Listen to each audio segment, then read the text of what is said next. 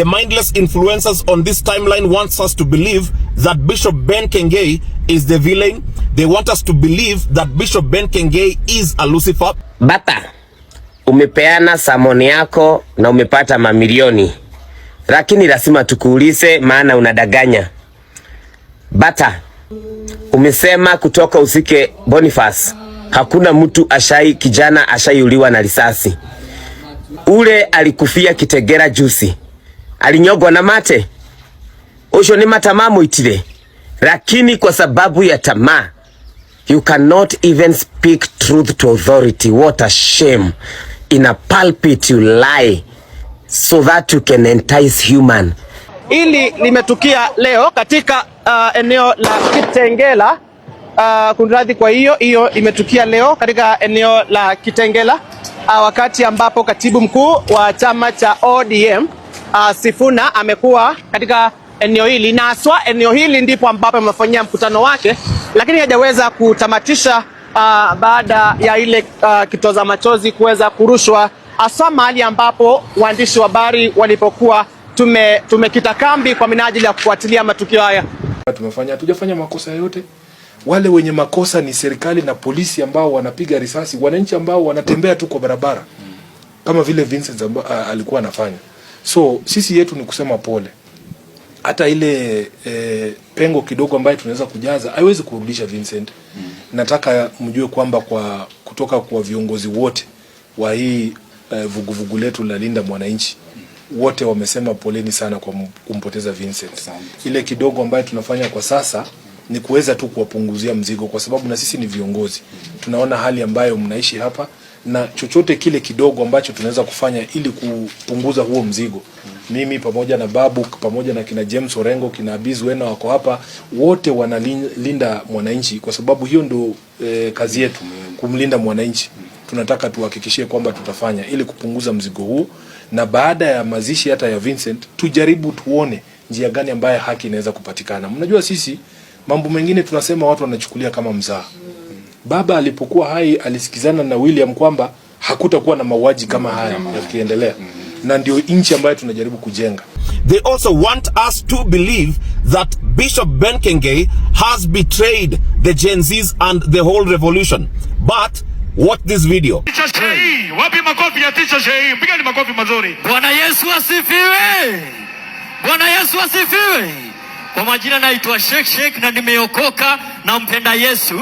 Venye tumeshikiliana hapa, twende tuzidi kushikiliana hivyo, tuzidi kuinua vijana, tuzidi kusonga mbele, si ndio? Na mbarikiwe sana na Bishop, Mungu akubariki.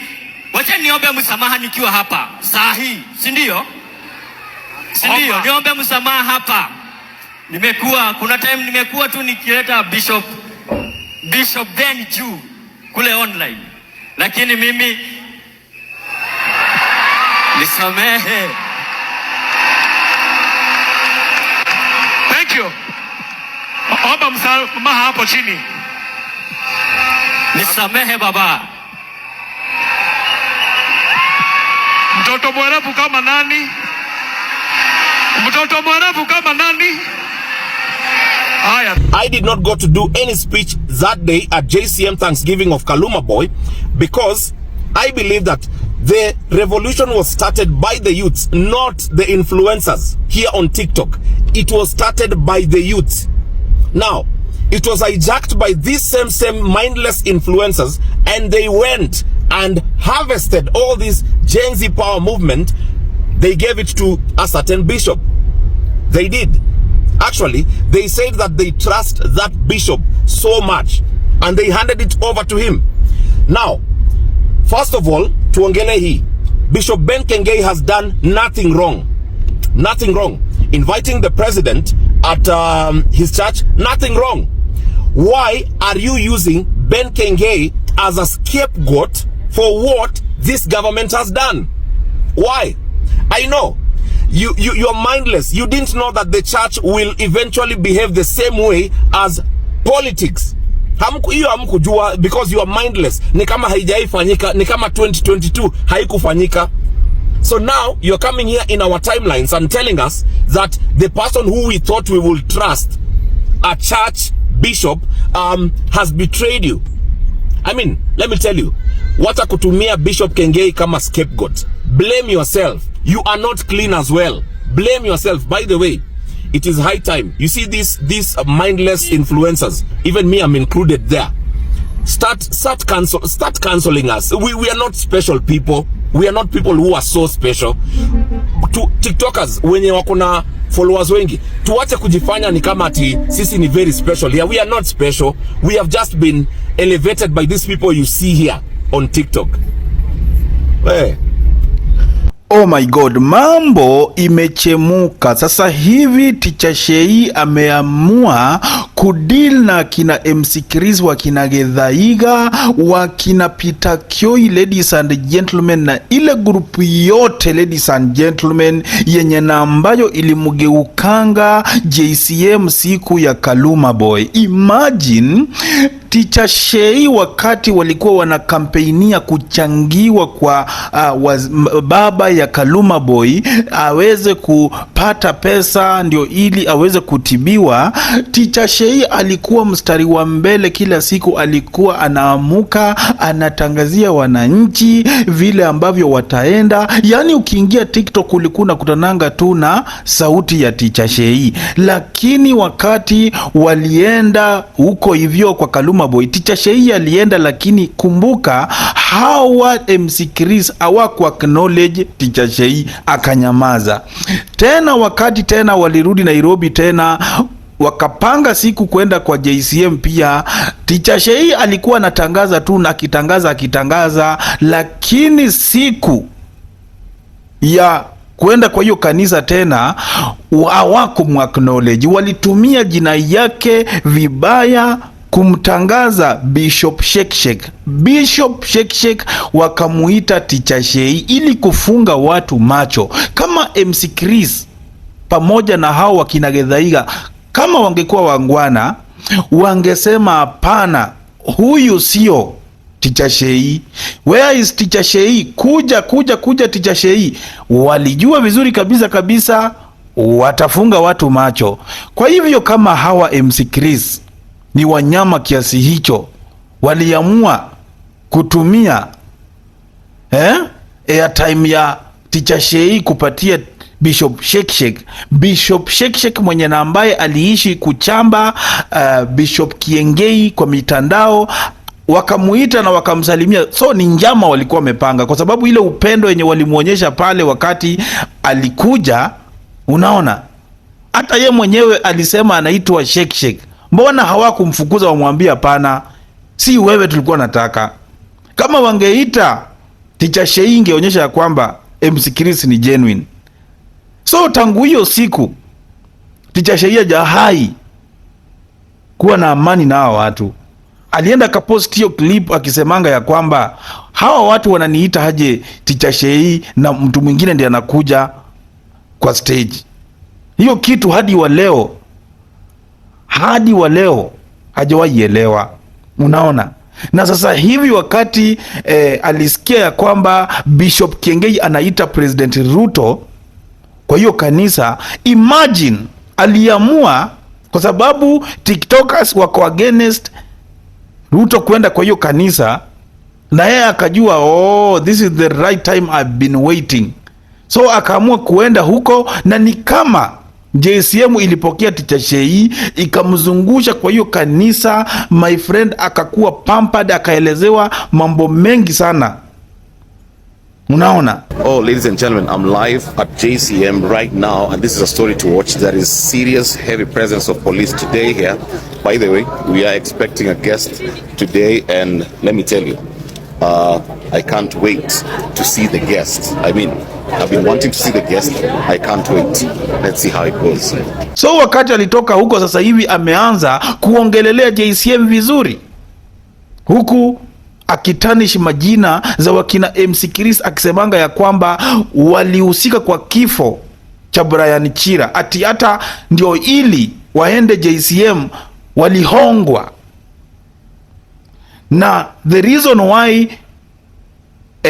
JCM ilikataa maneno yao ni kwa sababu walikuwa nataka sijui 10 million sijui 15 million. Ruto wakakataa kwa sababu Ruto aliambia Bishop Kiengei ya kwamba hawa influencers hawana hata umaarufu kama wewe, badala niwapatie hizo pesa, mimi nataka nikupatie wewe hizo pesa. So wakati waliona wamerukwa, pesa zimeenda, na wakasikia Ruto wanakuja, wakakimbia moja kwa moja hadi Murang'a, ladies and gentlemen, huko Kangema, mahali ambapo Boniface Kariuki Mwangi alizikwangwa, ladies and gentlemen. Yule kijana mwenye aliuliwa akiuza mask tarehe 17 mwezi wa 7, siku yenye wananchi walikuwa wanaandamania kifo cha Albert Ojwang. Yule jamaa mwenye aliuliwa Central Police Station kwa cell na mapolisi wenye na ambao walimushikanga huko kwao, wakamleta hadi Nairobi na akauliwa. Sasa wakaamua kwenda huko, kwenda kukaa na familia chini, wakaanza kusema venye Bishop Kiengei ni mbaya, yeye ndiye alizika Boniface. How comes mwenye kutumana Boniface auliwe anamhost kwa kanisa yake? Kumbuka MC Chris, wakati huyo Boniface Mwangi alikufa, hawakuhusika hata kwa michango, hawakwenda hadi mazishi. Mbona waende kuhijack hiyo moment ya Ruto kukuja kwa kanisa? So ladies and gentlemen, mambo imechemuka guys, mambo imechemuka. Nataka guys ni kuwekee conversation ya Peter Sheyii after kufungulia chai, akasema atadeal na hawa TikTokers. Ameamua kuwapeleka, atafungua mpaka ile kesi ya Brian Chira. Amesema yeye ako ready, hata kama ni kulipwa atalipwa, yeye hana shida hata kama atalipwa, na hiyo kanisa hataki kujua, kwa sababu kama hawa watu wamekuwa wakihongwa, wamekuwa wakilipwa mapesa, my friend, hawa watu ni wabaya sana. Hawatumikiangi mtu for free, wanalipwangwa. Na kwa sababu Mofam aliingilianga kesi ya Kaluma Boy, zile 15 million zenye zilichangwa hawakupewa kakitu, na hadi wa leo inawaumanga sana, kwa sababu ilifaa after pesa kuchangwa waende kwa familia waambie ni aje sasa tupatie yetu ya kazi. Lakini kwa sababu Mofam alikuja pale na akaingilia, hadi wa leo hawa watu waliamua kujitenga na hiyo kanisa, na wakaona kabisa wanafaidika na pesa ambazo waliswetia usiku na mchana TikTok, wakipanga kwenda kusaidia hiyo familia. So ladies and gentlemen, sitaki kuongea mingi. Mimi nataka niwaweke conversation ya Peter Sheyii.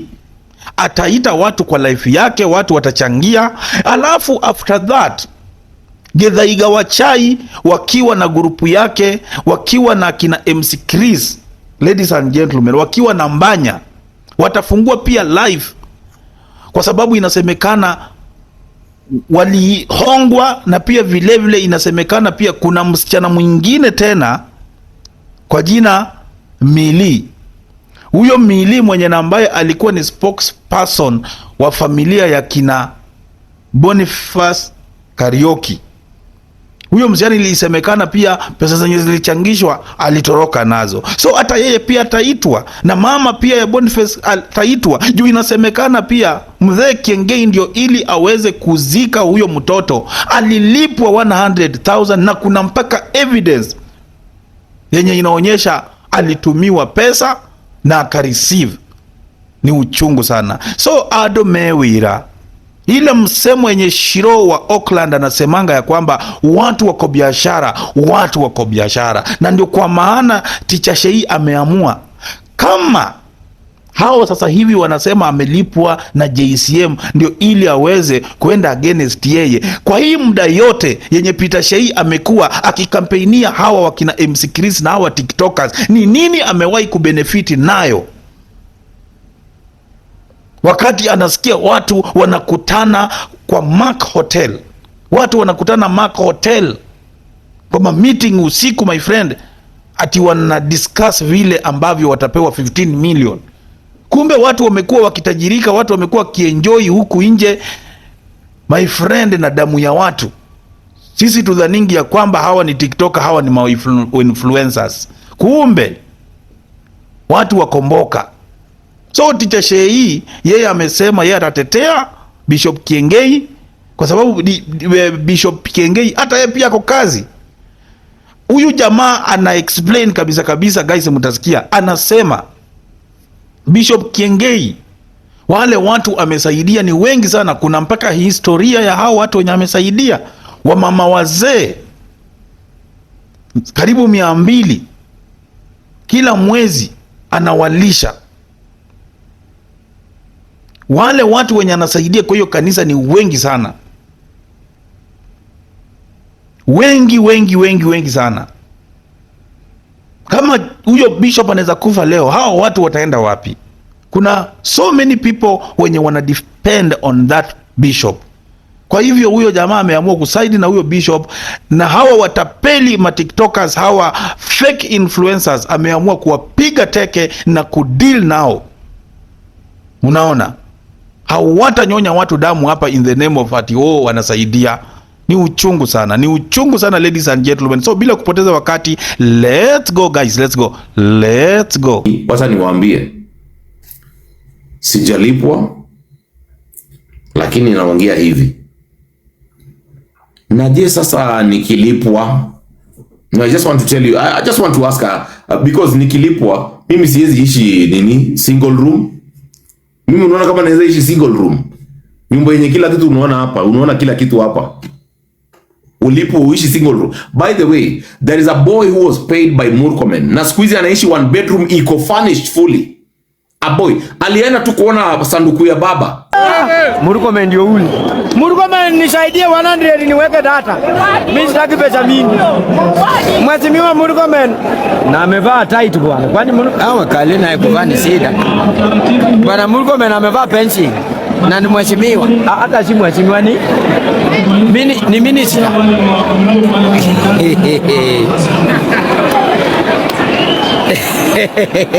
Bwana wakale mnatuangusha. All minister anavaa tight. Si ndio ule? Lakini Murkomen alimlipa.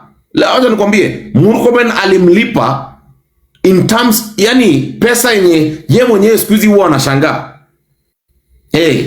Anashangaa.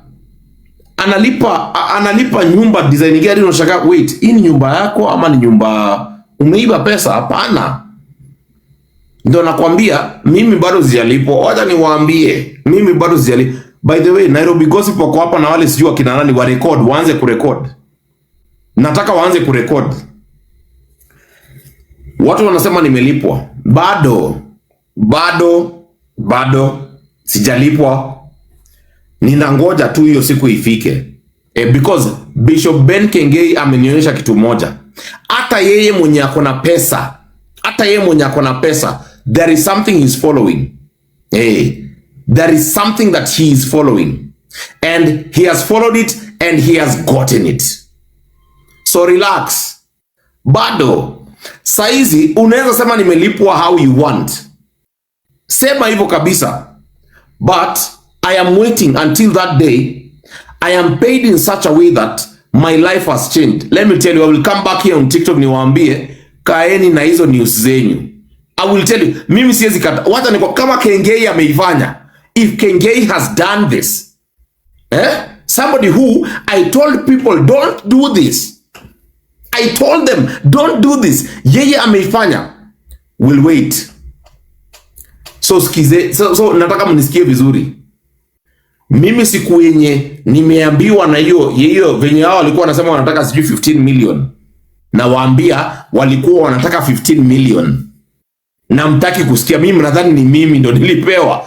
Nipewe 15 million nikae hivi. Nikae hivi. Siwezi kaa hivi my friend. Naweza, by the way, I can come here on TikTok ni watusi 100 times. Mimi hakuna stories za brand hapa. Brand ya nini? Hapana. I can tell you for sure. Because there are some people here on TikTok walienda wakacontact the State House crew. Wakawaambia, ambia president we want 12 million. That was in the first 10 to 12 million. Hapa TikTok, the TikTokers here, ile Kaluma boy waliambia president that wanataka 10 million.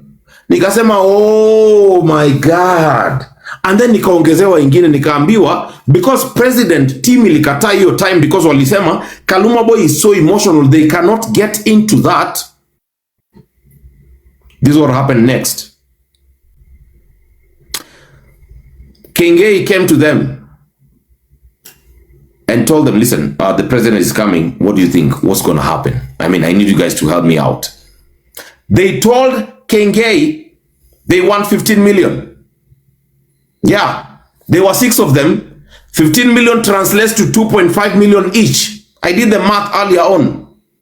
And I said, oh, okay. Now I understand what's going on. Everybody is going for the president. And I was like, oh, so that is the environment you're creating now? Well and good. Ninakuja na list. Na ninangoja kwanza waingie leo live.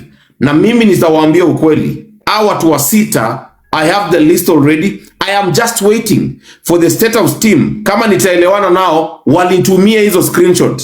Na nitapatana nao. Mimi siko hapa kucheza na mtu yoyote. Mimi siwezi kuwa hapa na fightia justice kila siku. Kila siku naongelelea venye Kasongo ni mbaya. Kila siku naongelelea venye government ni mbaya. Alafu kuna watu wengine wenye nadhani niko nao wanaenda huko wanaongelelea ati venye wanataka 15 million. Relax. Now I have known what you wanted. Nimejua sasa. Na sitakubali nife peke yangu. I will not die alone. I will not, and I will not accept that there are some people here who have always been telling us, oh, msijali kaeni on this side, east side no iko poa. I will not allow that kind of a thing again. I will never. Hey, sasa mkae mkijua nataka hiyo list, nataka tu wanitumie. Wakishanitumia, we are good to go. Nitatoka hapa nje. By the way, tomorrow I'm coming up with the story of Brian Chira. Brian Chira is somebody who needs justice, even if he's laid to rest. And that story of Brian Chira, there are people who have been implicated in the murder of Brian Chira. And of course, I am going to tell donors to help me accelerate that story until we open a probe into the murder of Brian Chira. That is number 1. Number 2, again, I've said that I've always been working with an independent media, that we are going to call out people who have been taking contributions out of TikTok, and those contributions are going into their pockets. Actually, most percentage are going to their pockets. We have the intel, and we are going to give you the intel very soon. Number 3, also, I'm waiting for the State House boys to respond and tell me who are the 6 people. I know them already, but I just want a response on 6 people. 6, I don't want more. And I know they're gonna give me, because the work of State House is to destroy. State House came here to destroy, to lie, and to kill. It is to lie, kill, and destroy. That is what they came to do. And I want them to destroy these 6 people. Hey. Once and how, before they come to destroy me, they start with these 6 people because they declined their offer. Those 6 people on TikTok here who are trusted so much, they did 15 million. They said 15 million. They want 15 million. And they said, oh, okay, 15 million, well and good. So you mean every one of you were to receive 2.5 million? Yes. For what now? For changing our lives. And I said, okay, well and good. I want the names. And you know what? The names are going to be shocking. And I am hoping that even if the State House people decline to give them 15 million, they have gone to for Kiengei, I think that they better be prepared. Because today they go live and they speak nonsensically. I'm coming for them. That's the truth. I will leave it there unfiltered. Nobody has ever said that the TikTok people, actually the TikTok bigwigs, are going to become after. Mimi nawaambia hivi. Mimi sijali. Na sitaki kujua. Bora siku moja hata nijipate nafungua account ya 1000 followers. Sijali. Ninataka expose the 6 of them. And I want to tell you the truth. That the State House people will respond. Why? Because the work of State House is to lie, kill, and destroy. They will tell me the names. They will give me the names. Thank you. Have a good time. Wait for their lives. And I want to finya. Unaona watu. Nataka kuwa finya design ingine yani they will not believe. Aki ya Mungu, they will not believe. Nataka kuwa finya. Napata tu jina hivi. Naanza. Leo nataka kwanza waingie. Live kwanza. Wamalizane na Kenya watakumaliza. Then now I want to deal with them categorically. That is number 1. Number 2, I want to go to the story of Brian Chira, and the story of Brian Chira is another one. Since Brian Chira died, TikTok has not been the same. But we know so well that it may not have been an accident. It may have been a murder. We are going there. And I am sure that we are going to get the perpetrators of the murder of Brian Chira. We will do that. And I will not want to know, because you have taken us for a ride. Actually, hii maneno ya Bishop Ben Kiengei venye mumeendelea hivi, I will come out. Ninakuja na receipts. Oh, let me tell you, mimi sikuji na vitu zingine, ninakuja na receipts.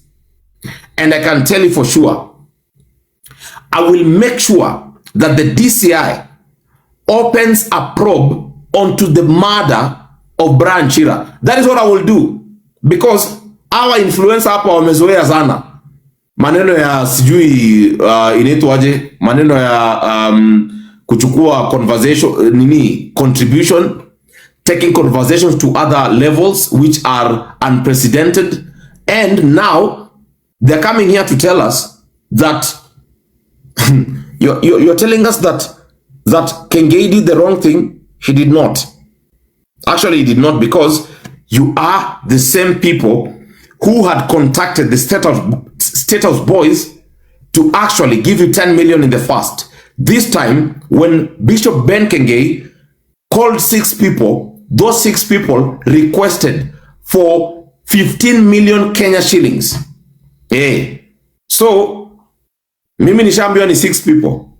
My work is to contact the State House boys. Nishawa contact. They are going to give me the names of those people who contacted them. Yes. Hii ni noma. Hii ni noma. Ni fire, bro. Hii ni fire. And I can also assure you that be ready for more of this, because there are people who are here. Kuna watu wenye wako hapa nje wenye we are observing. Tunaangalia pia influencers. Atuangalie politicians peke yake. Tunaangalia influencers. By the way, tomorrow I'm coming up with a video about Brian Chira. Yeah. There is a video coming up about Brian Chira, and we want to mention the names of the people who presumably are involved on the death of Brian Chira. By the way, do you think that the names that we are going to mention are among the 6 who met with Bishop Kiengei at the Mark Hotel to discuss that unification with William Ruto? Do you think it's the same thing? Tunaweka mawe. Tunaweka mawe. You know, mimi nakuaga tu ati napatiana news hapa. Napeana tu news ati hapa na pale, ati hapa na pale, napea tu news. Ati mimi kazi yangu ni kuishi ndani ya gari napeana news. Let me tell you. If there is somebody who can destroy what TikTok has built over time, if there is a channel which can also build the trust of Kenyans towards TikTok was a trusted brand here in Kenya. It was trusted. Nowadays, TikTok is not trusted. By the way, since Brian Chira died,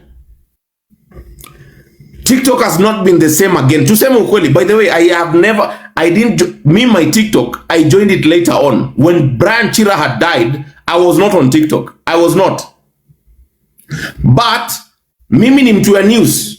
Napatiwa uhondo ya ndani. And I want to deal with those people who presumably are being implicated in the death of Chira. Na mutasikia, wacha nikwambie, mimi siko hapa kubembeleza watu wengine. I'm not here to bembeleza anything, because I have not formed circles here on TikTok. Do you think I've formed circles? None. If there is somebody to lose everything, it is not me. I've got nothing to lose on TikTok. I built my TikTok on my behalf.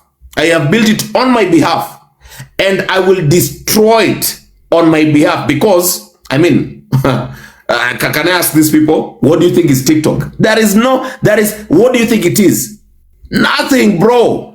Wacheni kuona ni kama ama influencers wenye wako na sijui 1 million followers, 600 and something followers, 400 and something followers, 200 and something, 100 and something, ati mnaona ni kama ni watu wakubwa sana.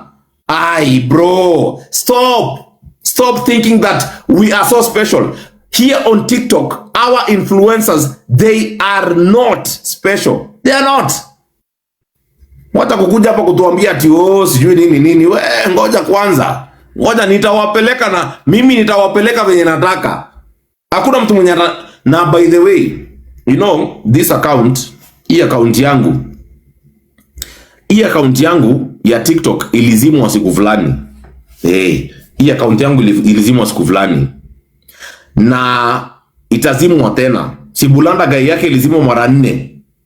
Ndo akakuja akamaliza mara ya 4. Sasa hii kurudi ni sawa. Mimi nikamwambia ushanichanua vizuri. And I will tell everybody here on TikTok that the influencers that you are giving so much credit, they are nothing. They are nothing. I can tell. Mimi nimekutana na wengine. Kwani unadhani sijakutana nao? Nothing. They think of extorting money from you. That's what they think. Every influencer here on TikTok, not every, but most of them, they will want to distort money from you. Mimi naweza peleka mtu out. Mimi naweza peleka mtu out, lakini hao wengine watumie pesa, wafanyie sijui nini, sijui shopping ya nini. Wacha nikuambie ukweli. Wacha kuglorify hao watu wa TikTok. Stop doing that. Wewe wacha bana. So, let's go back to our church story. Now, I want to finish up. 6, ati unatumia gift nani? Unasemaga nini? Let me tell you, who are you sending gifts to? Ati ya kusaidia. So ukimtumia gift anakusaidia aje? Wewe ukitumia ati TikTok influencer ati akona followers wengi, unamtumia kwa nini? I told you during the Kaluma Boy revolution. Ukileta church ndani ya hiki tu umeharibu. That's what I said in the exact video. Go and check it out. I had posted about Kaluma Boy, and then the next video people started asking, wait, wewe uko unajua Kaluma Boy na tunaenda kwao kesho kutwa? Nikamwambia mimi sijui. I don't know. But after that, there is a church which had offered to do a Thanksgiving. It was JCM. I said, mimi nimelelewa kwa church, I know what Thanksgiving means, ni sawa. But I thought, wait.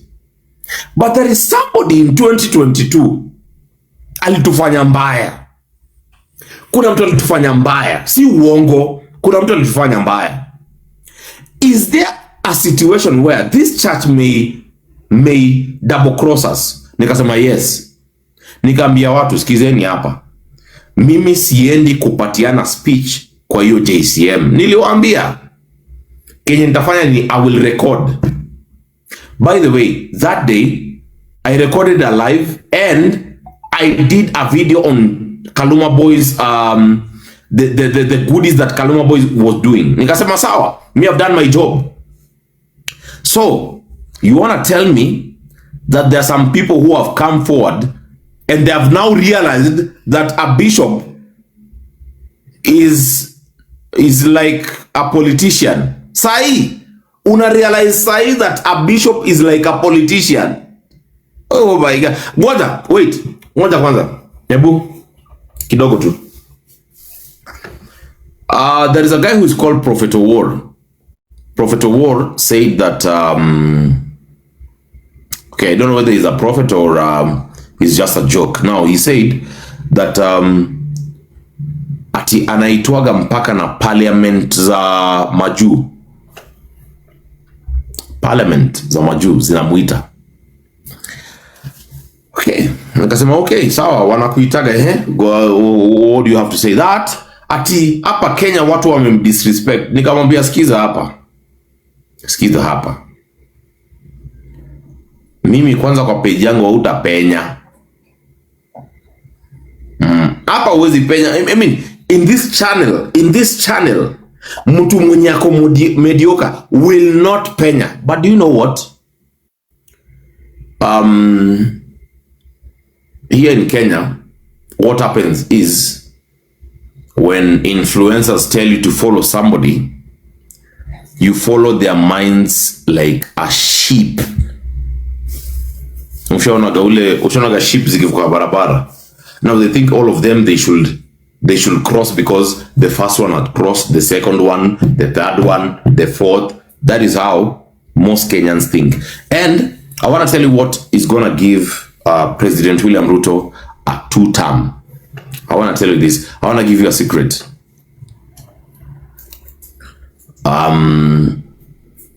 The church. It's only the church. Sio watu wengine. Mimi niliacha kwenda church miaka na miaka. Niliacha because I saw the mediocre which is there. But now venye nawaambia tena, unaona sasa nawaambia tena kwa live. Ni mimi sijaabductiwa, ni mimi. Nawaambia kwa live. That you think the church is gonna solve your problem 100% and is gonna give you the right person to vote for? If that is what you think, you have won. Imagine you have won. But I'll tell you the truth. If we can come together and say we are of the church, even that Ben Kiengei will not survive the purge. Sawa, akona pesa, akona resources, akona everything, asha survive. But if we come together as the youth of this country and tell the political class that we are coming for them, I can tell you for sure. Even Raila, sorry about that. That was a slip of the tongue. Even those people who think that they are untouchable, there will be a purge and they will not survive. The church seems to be the weak link. The church seems to be the weak link. Not the individual. The church seems to be the weak link. Now let's start from number 1. We start from number 1 up to number 10. The church seems to be the weak link. 2. The church seems to be the weak link. 3. The church seems to be the weak link. 4. We went to the streets and we thought that the government is wrong, but 4. The church seems to be the weak link. Number 5. There are kids who are killed outside parliament, but the church has never ever fought for their compensation. Therefore, 5. The church seems to be the weak link. Number 6. Employment seems to be an issue in this country, but the church will never address that. They will only address dire issues. Therefore, 6. The church is the weak link. 7. I mean, there are other religions who are thriving more than the Christians here in Kenya. Therefore, the church has not done what you will call proper economic empowerment. They have kept themselves up there so that we can't be poor. Therefore, 7, the church has to be the weak link.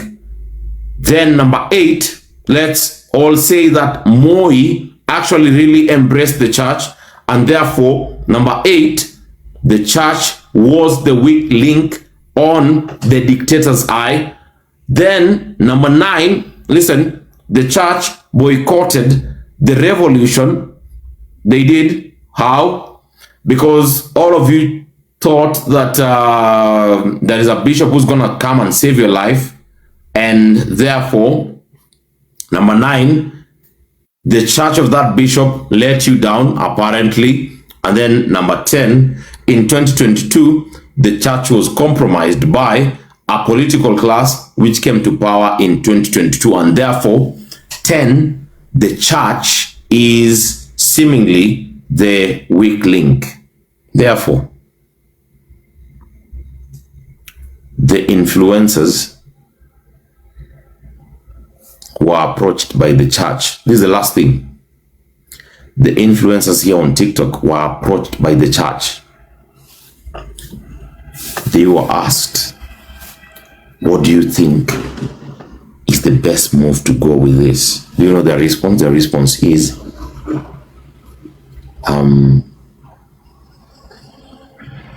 can the president give us 15 million? We are 6 of us. If he can give us 15 million, then that will translate to 2.5 million each. And therefore, we can accelerate the agenda that you have, Bishop Ben Kiengei. People trust you already. So if we come out, we can do that. But it seems like the president was not ready to give the influencers anything. But again, you know what? The influencers had to find the mother of somebody who had been buried.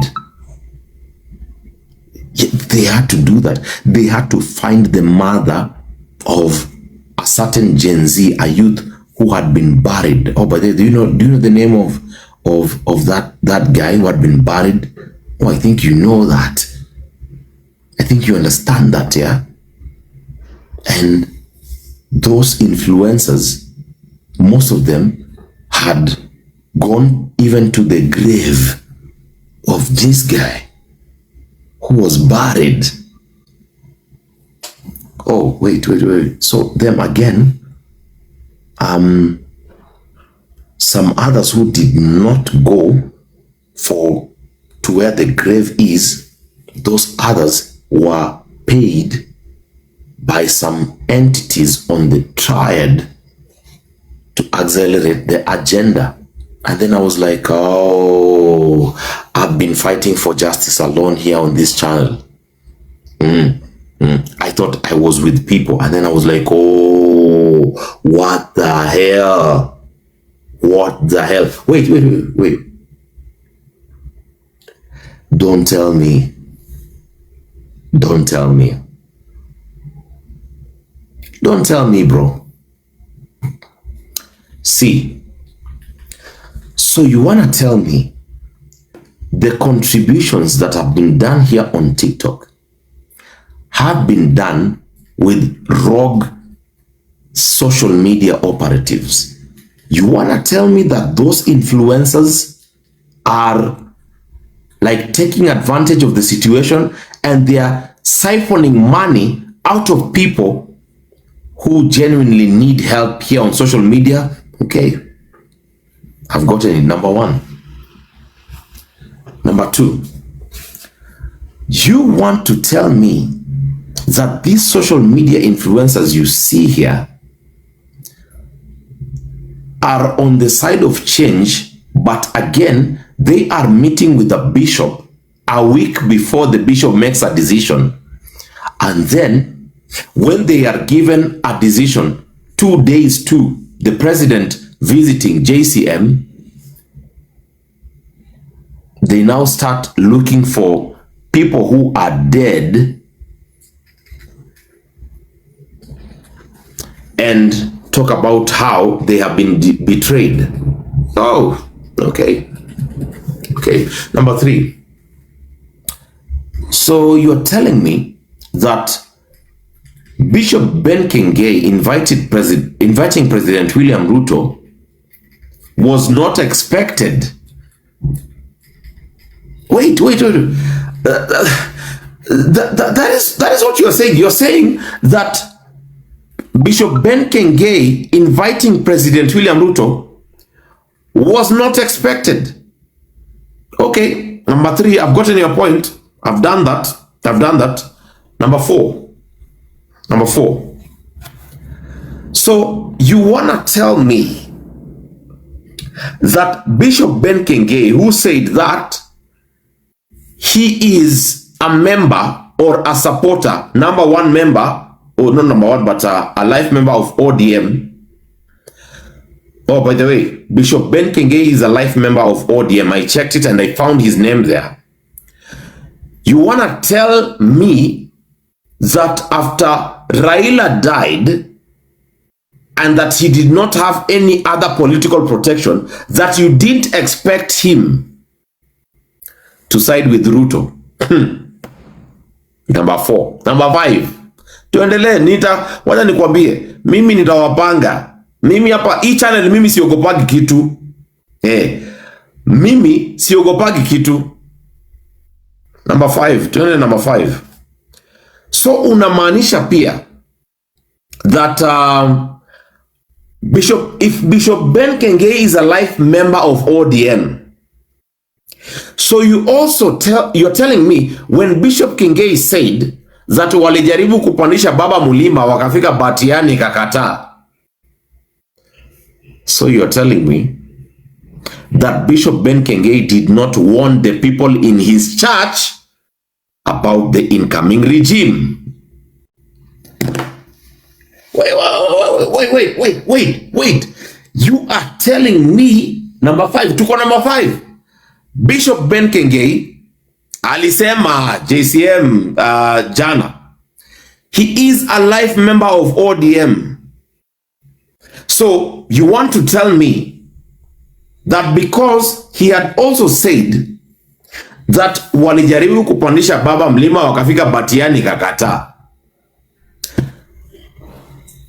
I want to tell you what he meant. He meant, I told you,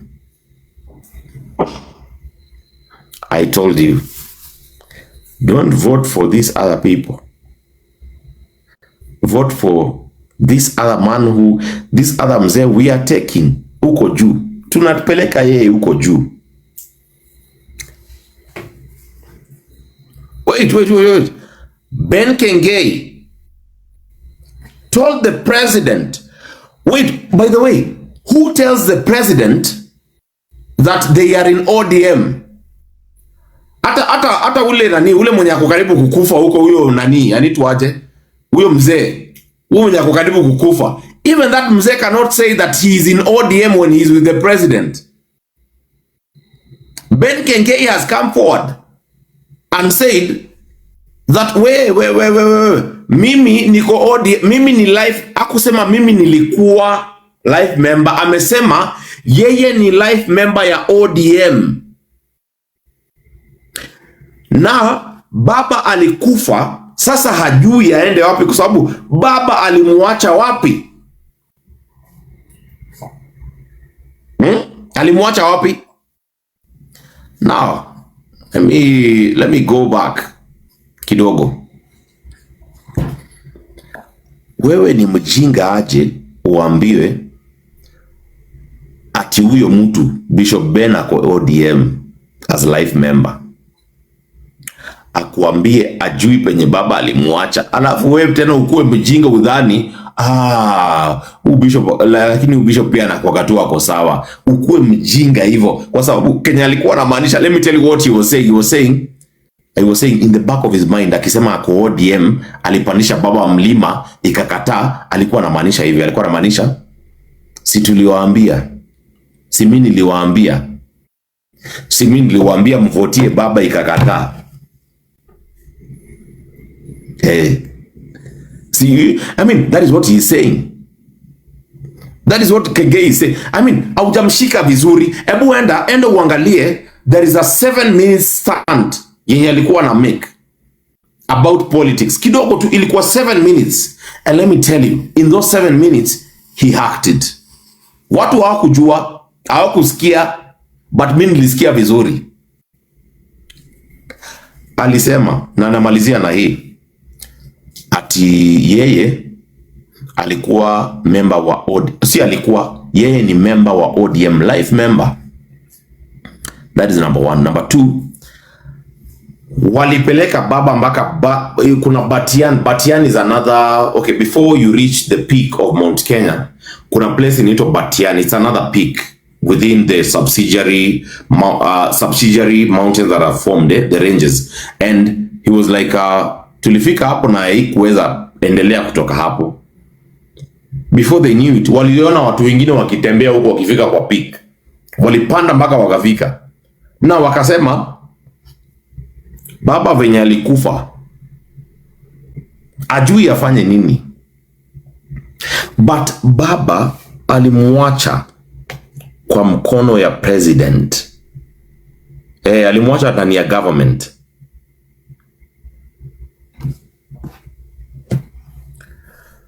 So, endo usikize Kiengei, ndo ukuja uniambia pati RUTO 2 term or RUTO 1 term. Ndo ukuja hapa kwa hii channel uniambia ati unajua sasa umeanza ku lose the plot. Wacha nikwambie maneno ya ku lose the plot. I want to tell you one thing about losing the plot. Mimi niko hapa kuambia ukweli. Si mimi nime lose the plot. Si ni sawa? Let me tell you where you lost the plot. Mimi nime lose plot sahi. Wewe penye uli lose plot ni hapa. Ulienda kwa Kiengei. First of all, you didn't know that he was ODM. Ulijua jana. Ukamwambia uko na shida. And you would like him to take over a certain revolution. Hiyo ndio shida yenye uko nayo. Venye alichukua akasema, ngoja hao wajinga si hao wajinga niliwaambia wasipigie hii government. Na wamekuja na wameleta mtu mwenye anaweza tumia kama what you will call energy harvesting and converting the energy into currency. Wajinga kujeni hapa. Kujeni hapa kidogo. Wajinga, kuna venye tunaweza fanya kuna Thanksgiving. Mkafanyiwa Thanksgiving, mlikuwa mnadhani ati mmefika sana. Hata niwaambie, energy will be harvested mpaka msikie ni kama nyinyi ni wajinga kabisa. Hapa Kenya, by the way, let me tell you, hapa Kenya ndio upate mtu mwerevu kidogo. Ni ngumu sana. Now, if you didn't know, there are influencers here in Kenya, TikTok influencers, who during the Kaluma Boy period, they had contacted the presidential team.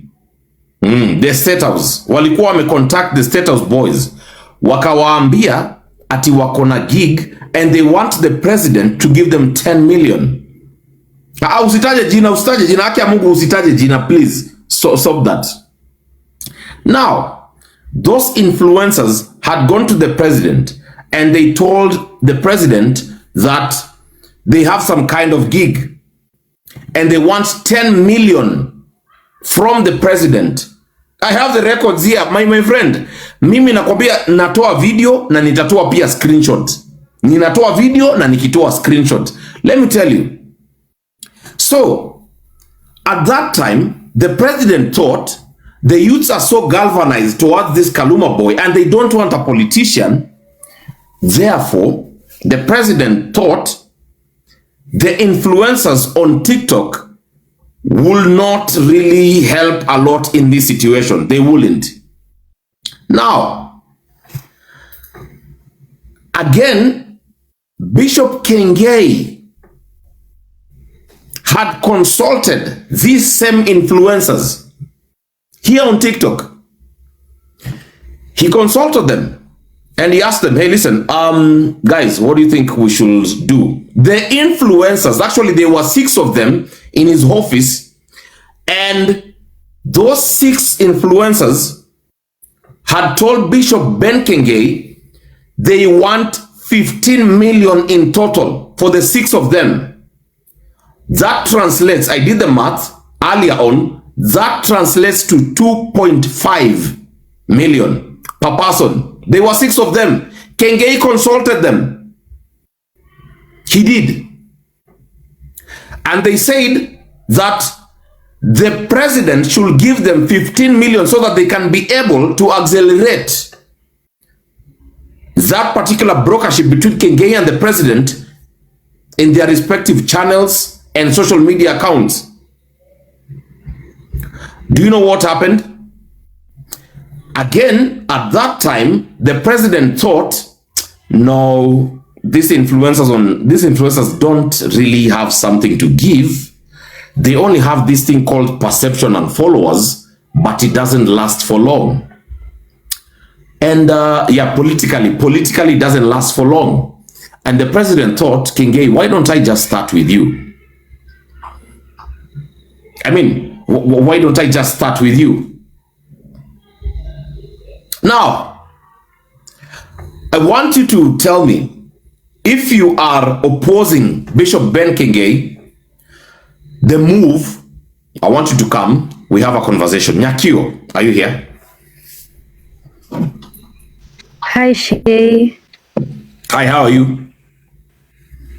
I'm fine, you? I'm very okay. Can I ask you? Yeah, yes, please, you can ask. Now, do you blame Bishop Ben Kiengei? No, I don't. I blame Kenyans. Thank you. What's your point? Continue. Because we were blinded, but okay, for me, anasaidianga watu, I guess that's what blindfolds people. You may see ameenda place fulani amesaidia msee kwa church, so I guess that's what, but for me hizo amekuwa na scandals mob. But I was so disappointed. Josikuwa na expect he could do something like that. Okay, now I just want to ask you, you a question. I mean, why didn't you expect him to do that?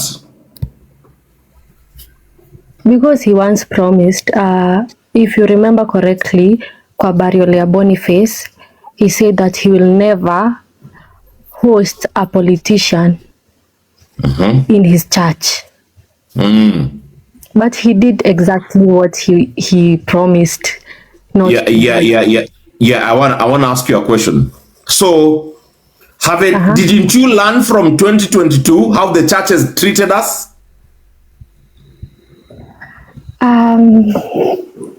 I did, but I still had. Wait. So you waited. So you waited until you learned from Kiengei? Yes, but I trusted him a little bit. Oh my God. I mean, when you trust Kiengei, is he your husband? Is he your brother? No. Is he your father? Is he your mother or your best friend who can give you some kind of incentive of trusting them? No. Okay. It's the act that he was doing. Now you understand that. Now you understand that you were wrong. Yeah, I was wrong. Okay, go ahead. So wrong. Okay, go ahead. Yes, that's what even though nilikuwa nasema he blindfolded people with what he was doing in church, but huku behind the scenes huku he still had scandals. Okay, for me, Sheyii, I don't go to church. I also don't go to church. I mean, what do you mean? I don't go to church. I feel I can pray for myself and things will work out definitely. Okay. It's not a must I go to church.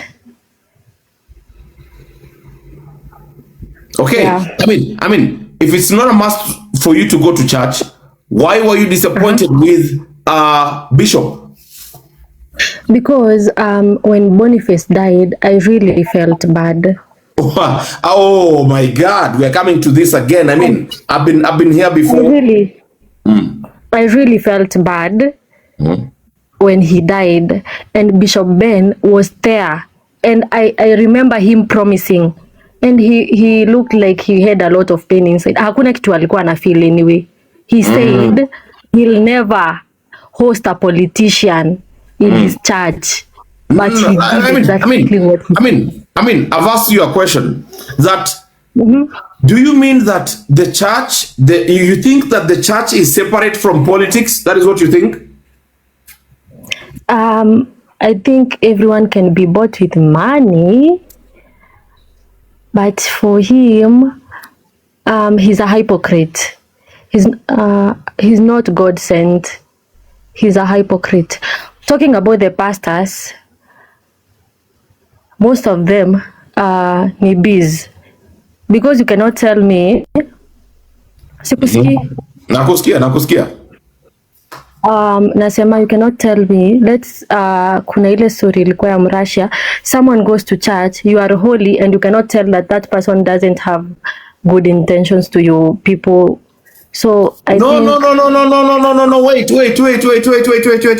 This is what you mean. What you mean is very simple. You are saying that you are expecting the Russian guy not to go with the woman because that pastor should have stopped that woman from going with the Russian. That is what you say. You're saying you had kept your trust to that pastor, and therefore you thought the pastor would have come to the defense of this woman because the pastor is to be trusted holier than thou. That's what you mean? No, I mean, Sheyii, I mean this. If someone is claiming to be God sent and they are holy, they normally say they have a spirit of sensing whether someone is good or bad. Maybe he could have, I don't know.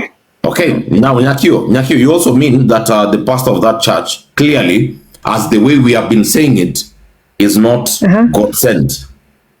No, he's not. Okay, now. That's what I'm saying. Churches are businesses. Churches are businesses. But why did you think that Kiengei is different? Because why did you want Kiengei to be different from the other pastors? Because Kiengei was not showing that side.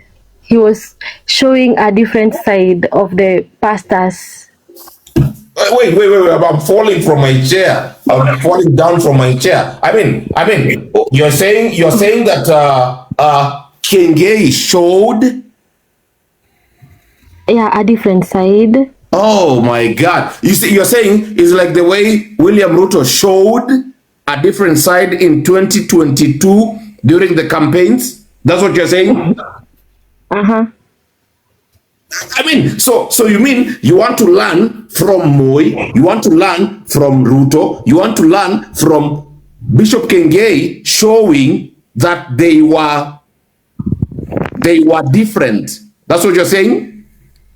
No, I'm saying, Sheyii, I'm saying like, okay, me nimekwambia I don't go to church, right? But I'm online. I scroll. So maybe on Sunday naeza pitia a video of maybe Kiengei changing someone's life in church. Okay. No problem. Now, do you know how many people Kiengei does help in a month? Do you know? Do you have the data? Not sure. I don't have the data. Okay, first of all, the women who are above 60 years of age in his church are 172. 172. Every other week, they are supplied with the food materials or food accustoments that they need. That is number one. Number two, the youths are being sharpened. I mean, they are being sharpened every other month. There is some empowerment of his youth program every other month, and it targets more than 200 youths in the church. 200. Mimi natafutaga watu 200 wa Nyota Fund. Sijawahi pata. Mimi natafutaga watu 200 wa Nyota Fund. Sijawahi pata tangu Nyota Fund ianze.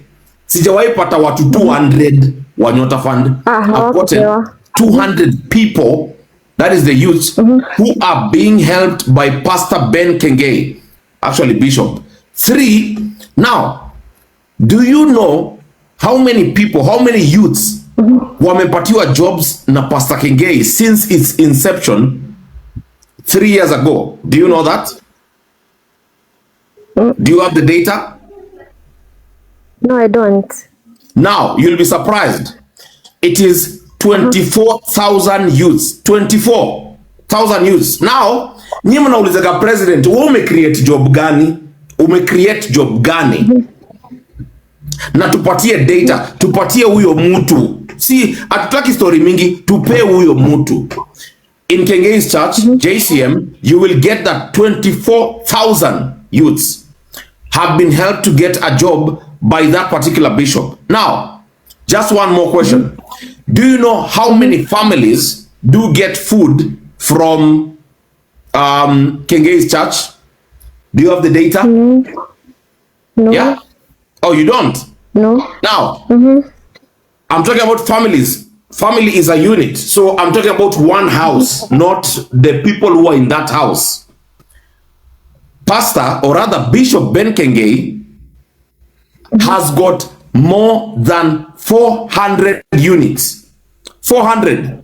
Au ni watu wenye Kiengei, if Kiengei dies right now, Kiengei dies right now, it's done.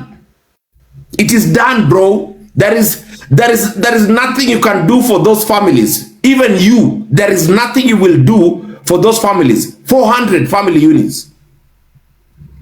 400. 24,000 youths in total who have been helped by Kiengei. Now, when somebody comes here and tells us, you know what, I didn't believe that Kiengei can do that. Kiengei is fighting for survival. That is something I know. I know so well that he is fighting for, you know, even if I don't support him hosting the president, I know so well that he is fighting for survival.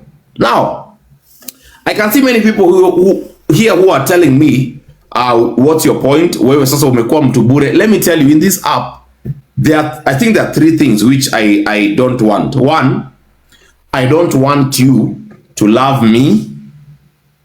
2, I don't want anybody here to tell me that I am a good person. No. I also, number 3, don't want anybody to validate anything I give them in this channel. Now, everybody has refused to tell me, or rather to answer me, on the 6 influencers who went to Pastor Ben Kiengei, who Pastor Ben Kiengei came to them. Bishop alienda kwao, akawaambia, na meet na president. I'm meeting with the president. Now, I want you to tell me your views. The 6 of them, the 6 influencers here on TikTok, waliambia Bishop Ben Kiengei, they told Bishop Ben Kiengei that they want 15 million in total. Why? Because they need to accelerate the agenda of sanitizing the president. 6 of them. Na ndo nikiona wa Kenya, I mean, let me tell you. Nyakio, let me tell you. I don't want to demystify you. You seem like a pure heart. I want to tell you the truth. Nyakio, the Kenyans you are dealing with. Yes, I'm listening. Most Kenyans you are dealing with are stupid. They don't know. Those influencers who are chaperoning them or are marshalling them towards hating Kiengei. Do you know what those influencers are doing? Behind the scenes, they want to be paid to be the ones to accelerate the idea. By the way, let me keep this on record. I on a rhymes, hata kama unasema nimekuita stupid, I don't care because you seem like you belong to those stupid people. You seem like, I don't care. I mean, this is TikTok. It's only an account in TikTok. Whether I have got 1 follower or 300,000 followers or 400,000 followers, I will come here and I will speak the way I want. I'm going to do that. I just don't want anybody to come here and tell me that they love me they come here and tell me that they want the best for me, or they come here and tell me that they can validate me. Those are three things I don't want anybody on this app to come and tell me. Now, let's continue. Nobody here is telling me how we can treat those 6 influencers. 6 of them.